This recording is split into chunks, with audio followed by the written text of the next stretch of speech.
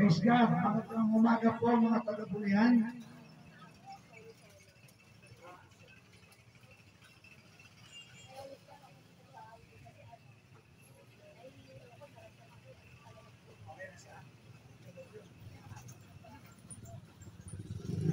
Magandang umaga po mga taga-Bulihan. Kanina bago ko dumating dito, meron ako narinig. Banda doon, meron din nag-preach ng salita ng Diyos. Bakit po kami napapadalas magpahagi ngayon ng salita ng Diyos? Dahil ang Panginoon ay malapit nang dumating sa lupa. Jesus is coming soon. Kaya po kami ay dumadako sa inyong harapan. Kami po ay pinapadala ng Panginoon upang magbahagi ng mabuting balita sa lahat ng tao. Mayaman o mahirap, may kaya o wala. Lahat ng klase ng tao kailangan ang salita ng Diyos.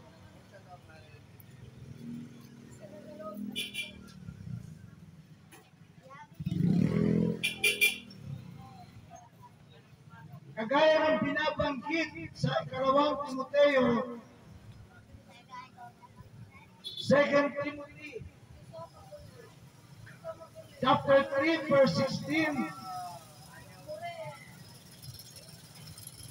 O bago pa pala ako mag-umpisa, mananalangin po muna ako, Panginoon.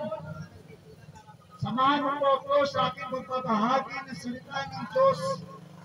Awa, lahat ng maabot ng iyong salita, Panginoon, magkaroon sila ng espiritu ng pakikinig at pagpapakumbaba at pagtanggap sa iyo, Panginoon, at paggawa sa kanila yung espiritu ng pagsisisi at pananampalataya sa Panginoong Hesus, sapagkat ikaw lamang, Panginoon, ang kaligtasan ng tao.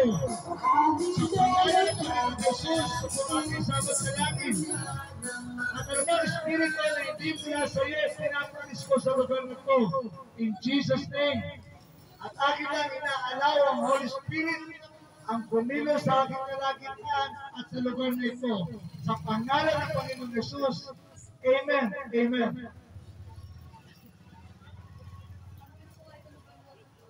In 2 Timothy chapter 3 verse 16, ang sabi po rito,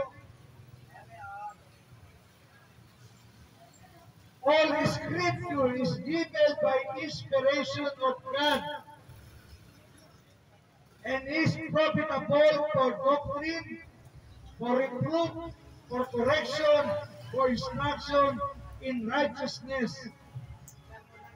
Ang salita daw ng Diyos ay kinasiyan ng Diyos. Ang salita ng Diyos ay mula sa kanyang bibig. At ito ay para sa lahat ng tao na meron pagkinig.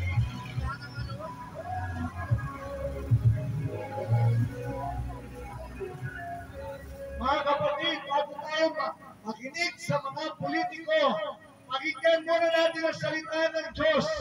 Sapagkat ang salita ng Diyos ay hindi sinungaling. Ang salita ng Diyos magbibigay sa atin ng buhay. Ang salita ng Diyos magbibigay sa atin ng kaligtasan.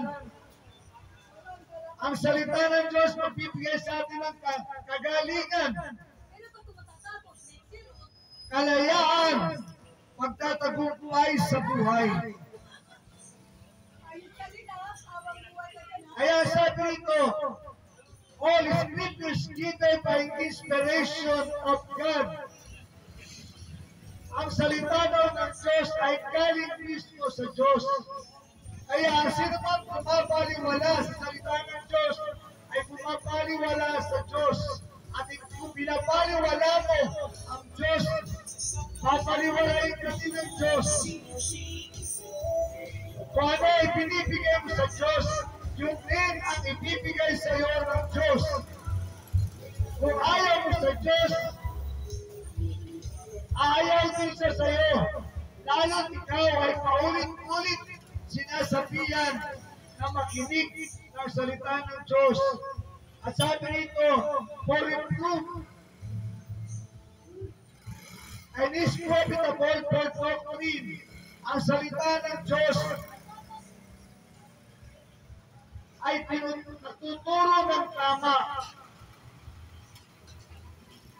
Tanging ang salita ng Diyos ay nagtuturo ng tama. Kaya paano mo malalaman kung ano talaga ang kalooban ng Diyos? Kung ano ang galing sa Diyos at kung ano yung tama? Kung hindi